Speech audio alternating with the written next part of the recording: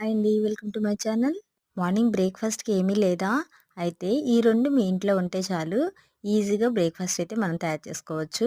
అన్నం, పెరుగు తీసుకొని చక్కగా కలుపుకొని దానిలో కొద్దిగా సాల్ట్ యాడ్ చేసుకోవాలి.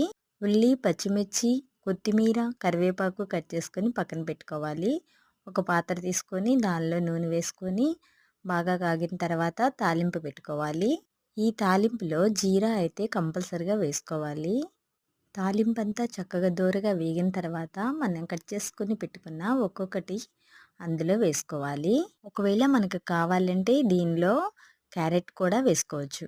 ఈ తాలింపంతా బాగా వేగిన తర్వాత మనం ముందుగా కలిపెట్టుకున్న పెరుగన్నాన్ని ఈ తాలింపులో వేసి బాగా మిక్స్ చేసుకొని స్టవ్ ఆఫ్ చేయాలి.